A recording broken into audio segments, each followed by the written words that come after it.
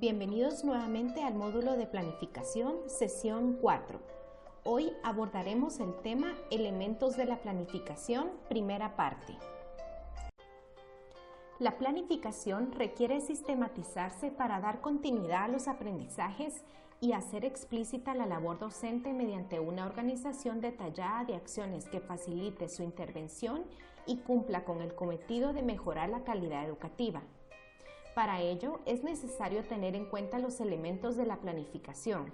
Estos son contenidos, competencias, indicadores de logro, actividades de aprendizaje, recursos y evaluación. En esta sesión veremos los primeros 3 elementos que conlleva una planificación eficaz. Nuestro primer elemento son los contenidos.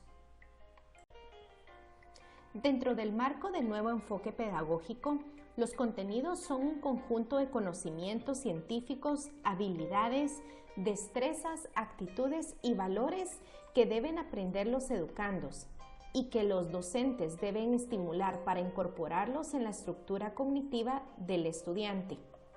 Si bien es cierto que los contenidos son un conjunto de saberes o formas culturales esenciales para el desarrollo y de socialización de los estudiantes, la manera de identificarlos, seleccionarlos y proponerlos en el currículo tradicional ha sido realizada con visión muy limitada. Consciente de la necesidad de la planificación didáctica, la UNESCO emitió 3 principios que son la base de la educación y que constituyen los saberes que dan pauta a la estructuración de los contenidos de la enseñanza. Estos principios son contenidos declarativos, saber qué; contenidos procedimentales, saber hacer; contenidos actitudinales, saber ser. Los contenidos declarativos han sido privilegiados en el currículum tradicionalista de todos los niveles educativos. Este tipo de saber nos conduce al conocimiento de datos, hechos, conceptos y principios. Se le ha dado el nombre de declarativos porque es un saber que se dice y que se declara. Dentro de los contenidos declarativos se manejan los conocimientos de manera conceptual. Los contenidos procedimentales se relacionan con el saber hacer. Es el conocimiento que se le concierne la ejecución de procedimientos, estrategias, métodos, técnicas, etc. El saber procedimental es el tipo práctico, porque está basado en la relación de varias acciones u operaciones. Los procedimientos pueden ser definidos como un conjunto de acciones ordenadas y dirigidas hacia el cumplimiento de una meta determinada. Algunos ejemplos procedimientos pueden ser la elaboración de resúmenes, ensayos o gráficas estadísticas, el uso de algoritmos u operaciones matemáticas, la elaboración de mapas conceptuales, el uso correcto de un instrumental, tal es el caso de un microscopio, una balanza analítica o un procesador de textos. Los contenidos actitudinales dan cuenta de la formación de valores y habilidades sociales en los estudiantes y tienen relación directa con los principios de aprender a ser y aprender a vivir juntos. Desde el punto de vista cognitivo, las actitudes son construcciones que involucran a la esfera, tanto de la esfera cognitiva como afectiva. Ambas se relacionan para emitir una conducta. Por tanto, las actitudes son experiencias subjetivas que implican juicios evaluativos que se expresan en forma verbal y no verbal, que son relativamente estables y se aprenden en el contexto social. Las actitudes son entonces el reflejo de los valores que posee una persona. El segundo elemento son las competencias. El Currículum Nacional Base de Guatemala define la competencia como la capacidad o disposición que ha desarrollado una persona para afrontar y dar solución a problemas de la vida cotidiana y generar nuevos conocimientos. Las competencias se fundamentan en la interacción de 3 elementos: individuo, área de conocimiento y contexto. Una competencia también debe poseer algunas características. Debe poder evaluarse a través del desempeño de la persona y debe plantearse como una capacidad lograda. Esto significa que se debe redactar en tiempo presente simple. Para evaluar si una competencia lo es, debemos responder afirmativamente a estas 6 preguntas. Número 1. ¿Plantea una capacidad que se debe lograr? Número 2. ¿Menciona un área de conocimiento para trabajar? Número 3. ¿Plantea un ámbito o contexto en el cual se utilizará o aplicará? Número 4. ¿Expresa un sentido o un para qué en función de mejorar el desempeño de la persona? Número 5. ¿Está escrita en tiempo presente simple? Número 6. ¿Puede evaluarse a través del desempeño de la persona?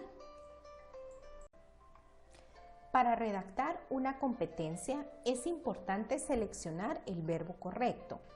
A continuación, hay un listado de verbos para definir competencias que aludan a capacidades conceptuales, el saber. Analizar, comprender, comprobar, conocer, deducir, definir, demostrar, describir, diferenciar, distinguir, elegir, enumerar, evaluar, explicar, expresar, identificar, inducir, interpretar, localizar, memorizar, planear, razonar, reconocer, recordar, relacionar, resumir, sintetizar. Verbos para definir competencias que aludan a capacidades procedimentales. Saber hacer. Adaptar, construir, controlar, conversar, crear, desarrollar, diseñar, efectuar, expresar, formar, investigar, clasificar, manejar, observar, manipular, operar, organizar, orientarse, planear, producir, programar, proyectar, recoger, representar, resolver, usar, utilizar. Verbos para definir competencias que aludan a capacidades actitudinales. Saber ser. Aceptar, admirar, apreciar, asumir, autoestimar, colaborar, diseñar, compartir, contemplar, crear, cuidar, disfrutar, integrar, interesar, interiorizar, organizar, inventar, mostrar, participar, preferir, rechazar, respetar, tender a, usar, valorar. A continuación tenemos 2 ejemplos en donde tomamos en cuenta el verbo, el contenido, el contexto y la referencia. Ejemplo número 1. Analiza la relevancia de incorporar el enfoque por competencias para favorecer una educación y un desarrollo integral de los estudiantes, retomando los 3 pilares de la educación con base a sus productos. Ejemplo número 2. Expresa la importancia de desarrollar competencias docentes como un elemento innovador de su formación continua para su desempeño personal y profesional. Nuestro tercer elemento son los indicadores de logro. Un indicador de logro es una evidencia de que se está alcanzando la competencia.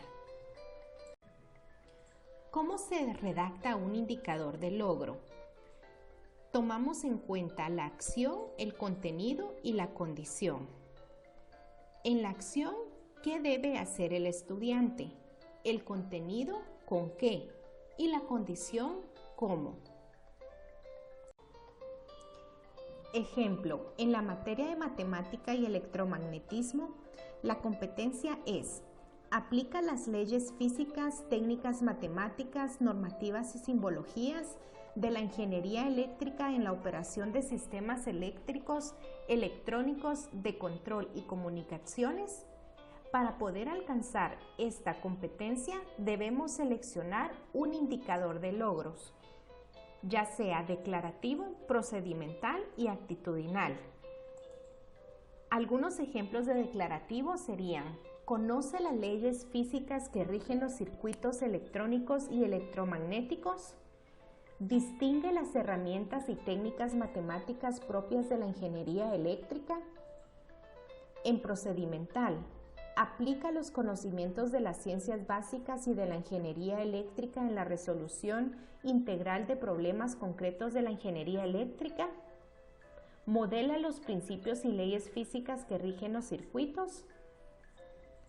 Actitudinal, muestra actitud crítica y responsable, valora el aprendizaje autónomo, muestra interés en la ampliación de conocimientos y búsquedas de información. Para poder alcanzar la competencia ya descrita al inicio, debemos seleccionar un solo indicador de logro por semana. En esta cuarta sesión vimos los primeros 3 elementos de la planificación: contenidos, competencias e indicadores de logro.